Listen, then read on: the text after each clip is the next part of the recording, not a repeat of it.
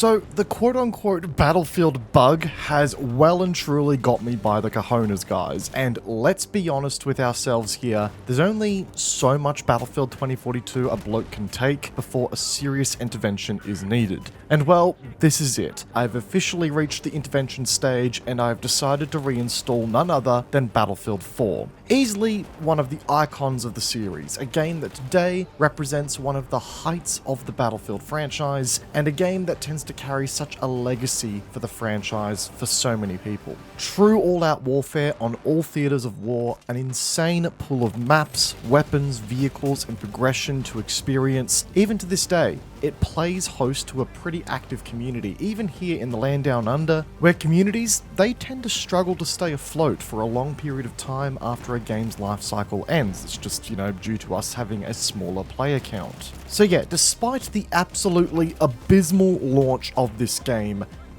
Battlefield 4 carries one hell of a legacy around it, and despite it taking some serious time to find its traction and its groove, it's a game that is special to many. But in saying that, my time coming back to Battlefield 4 has also served as a really interesting point of reflection for me about how this game stands on its own today, but also as a point as to how far we've come and how this game feels against Battlefield 6, and even further to that, some of the criticism we saw pointed towards Battlefield 6. Because I will be honest, guys, I think we actually tend to look on Battlefield games of yesteryear with some rose-tinted glasses from time to time. After coming back to the game after experiencing all of the creature comforts that we've felt from modern-day FPS games, even, yes, some of which are located in Battlefield 2042, man, Battlefield 4 is still great for what it was back in the day, but the modern-day creature comforts that we have gotten used to, and the absence of that, is a really rough pill to swallow. And I think the Battlefield community in particular tend to apply rose-tinted glasses because, let's be real, this franchise hasn't exactly been treated all that right over the past 8 years.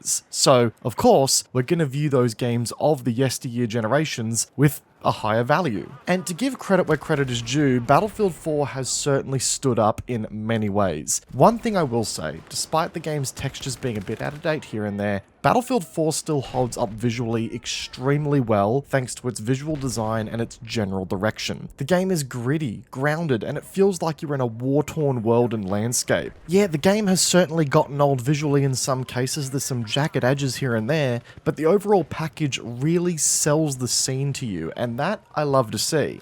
And truth be told, this was across a lot of content in the game too. I think Battlefield 4 arguably reflects one of the largest content offerings now from a quantity perspective to have ever graced the franchise. When you look at the weapon, map, and vehicle list, it's pretty impressive what this game became at the end of the day as far as an overall package. And I have to say, the game's gunplay, dude, we very rarely have games these days that introduce the kind of intricacy and detail that Battlefield 4 did with its gunplay these days. It actually took me a hot minute to understand what Battlefield 4 wanted from me in regards to controlling its weapons again after not playing the game for so long. But when it clicked, man, it clicked like one stupidly satisfying Lego piece, dude. The Battlefield 4 gunplay is a drug I wish I could just inhale 24/7. But now comes the part of the video where we do talk to those rose-tinted glasses. Because one thing that time does to us as people is make us reminisce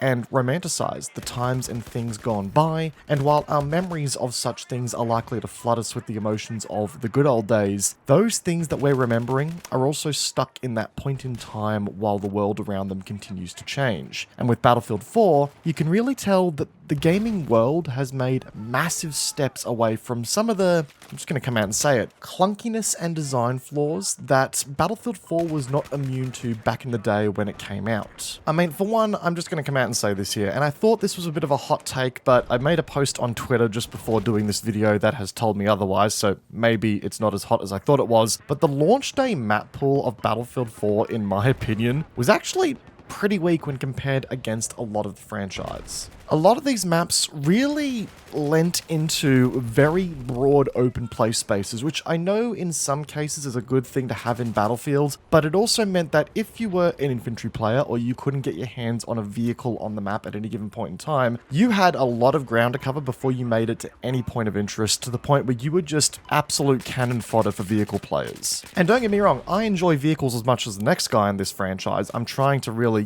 up my game in them as of late. But there really needs to be a balance of how you space your POIs to ensure that every single player in a game can feel like they're having an impact. It's actually a really poignant example as to what happens when you do incorporate a lot of dead air between your objectives in Battlefield maps for the, perspective of making them bigger, only to kill the flow of the maps in the process. And I actually think having dead air in Battlefield maps is important around the outskirts of capture points, because this is what gives vehicles the ability to, fall back and get some breathing room from infantry pressure, but there needs to be a good flow for infantry players on the ground as well if vehicles are absent from their availability. So yeah, hot take from me, Battlefield 4's launch day map offering, pretty rough around the edges. I'm going to be honest, I look back on this map pool versus what Battlefield 3 had at launch. I think Battlefield 3 was stronger tenfold. However, another side of the Battlefield 4, gameplay loop that really has not aged well in my view is the movement tech. Now, hear me out, because I know there are a lot of Battlefield 4 faithful on here that might jump on me in a heartbeat for this. You can really tell that the players who have stuck around with this game for a long time have really come to terms with some of the exploits, tips, or ways that you can really,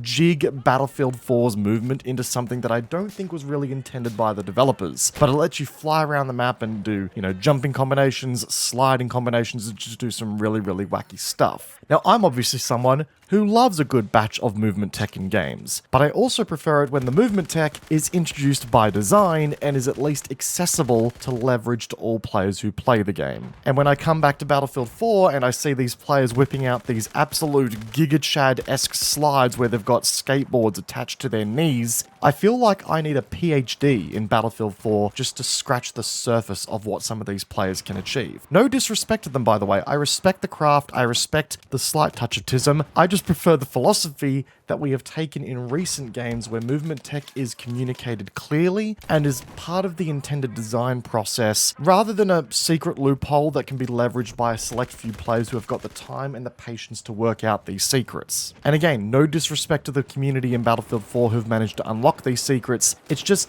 not for me. Maybe I'm getting older, maybe I just, appreciate it when games communicate features a bit more at the forefront, but that's just my view, and it's a way that I don't think Battlefield 4 has really aged that well. We obviously just talked about the gunplay, of course, and the underlying functionality is all there and is amazing, but to give credit where credit is due, I think we've gotten much better at communicating that sense of feeling or connection to the gunplay of a video game over the years as well. One thing that I hadn't realized I'd gotten so used to over the years was the audio cue for hit markers. It's something that's not in Battlefield 4 at all, but every single first-person shooter game of the modern era has some kind of audio cue for a hit marker when you hit somebody. I didn't quite realize how much I missed that sense of communication from a game's gunplay and gunplay mechanics until it was taken away from me. Just an interesting thing to ponder. But beyond some of the reflections of Battlefield 4 in isolation, folks, coming back to this game has also really got me thinking about some of the commentary we've seen around Battlefield 6 and some of the complaints we've seen from the community in relation to Battlefield 6 as well. Because let's be real here, I think one of the key complaints that came from the community was certainly around the pace of the game. Now, on one hand, this was certainly due to the map sizes that were put forth in the beta, which we've already done a video on that, so if you're keen to check that one out, link in the description down below. But I also think there was a bit of a misconceived perspective around the pace of the game from a time to kill as well as a movement perspective. And I'm just going to come out and kind of say it here, guys. If you had problems with the time to kill or the movement speed in Battlefield 6, but you liked Battlefield 4, then again, I think you're looking at the two and the comparison between these games through some rose-tinted glasses. Battlefield 4 is the last good Battlefield game that we got set in the modern era, and this game, let me tell you folks, is stupidly fast-paced. It's paced similarly to that of Battlefield 2042 in my opinion, and it's most certainly quicker than the likes of Battlefield 1. Battlefield 5 I can't speak to because I never ended up playing that game, but this game is without question one of the fastest that we've ever seen in the franchise. The pace of this game is lightning quick. I mean, hell, even the baseline movement speed in this game and the distance you can get on jumps is diabolically quick, completely ignoring the tips and tricks that people have worked out on how to create, you know, more exploitative movement mechanics too. I mean, hell, the amount of times I took a pot shot at somebody in Battlefield 4 and they proceeded to start doing what I can only describe was the nut bush is just insane. Like people just jumping forth, back and right, around corners to start engagements, yada yada yada. This is stuff that was hardly present in Battlefield 6, and Battlefield 6 by comparison was so much slower in the movement side of things than Battlefield 4. Anyone that tells you that Battlefield 4 was a slow-paced game and slower paced than the likes of Battlefield 6 is straight up lying to you, if I'm being honest with you. And going back to Battlefield 4 to experience it firsthand really has illustrated that to me as well. But another thing that was brought up around the pace of Battlefield 6 was the time to kill. Now, I think we can all acknowledge that the time to kill in Battlefield 6 was certainly fast. The time to death was also a big problem, and I think that more was a netcode issue than it was an actual, you know, gameplay and gunplay design issue. But switching things back once again to Battlefield 4, guys, holy crap, the time to kill in this game was insane. Like, we are talking, you blink and you die at the wrong time. And the time to death, even worse. The amount of times that I was on 100 HP and caught myself dead on the floor before I even felt the first bullet register, far too many bloody times to count. And it really illustrates once again that Battlefield has always really lent into a somewhat faster time to kill weapon design overall. But Battlefield 4, that game honestly felt like the fastest of the bunch that I can personally remember. And it really does go to show that once again, I think there are times where as a community, because we have been so, I'm going to say, cucked and blue-balled by this franchise as of late, that we tend to look on some of the older games with rose-tinted glasses, which kind of influences our perception of the new games in potentially a negative light. I think we tend to look back on Battlefield 4 in a certain kind of way, but if you were to go back and play the game now, it certainly plays a lot differently. Now, of course, that's also a big part thanks to the fact that, well, the community has been locked and loaded with this game for a very long time and has been continuing to, you know, improve at it, work out the movement exploits, so on and so forth, which this game is just absolutely known for. But it does also tell us that by design, Battlefield 6 is likely going to be far more grounded and far more gritty in some cases than Battlefield 4 ever was as well. And it's good sometimes to go back and sense check yourself when you make a complaint like, you know, Battlefield 6 is too fast paced when Battlefield 4 wasn't, because that's just simply not the truth. And I think me going back to Battlefield 4 has been a very important reminder about where Battlefield 6 is and has given me even more appreciation as to potentially what we're going to get at launch here. Anyway, folks, this video was a bit of a ramble. I actually didn't really have much of a plan for this one when I dropped it into my content calendar. I just started playing Battlefield 4 again. I thought, you know what, let's do a video about this. And it's safe to say the experience I had in Battlefield 4 kind of morphed this video into something I didn't expect it to turn into. But it was a fun conversation nonetheless. If you guys enjoyed the video, please be sure to backhand the like button, as it does go a long way to supporting the channel. And if you are new, consider subscribing. We're going to be doing a ton of Battlefield 6 content upon launch, and on top of that, we're going to be covering the hell out of Borderlands 4 when that launches in about a week's time now, so looking forward to bringing you guys some of that. And as a nice little reminder at the tail end of the video, come check out our Twitch stream as well, guys. It'd be a pleasure to have you there as well. Until next time, folks, peace out though, and I'll see you all in the next one. Take care, guys. Have a good one.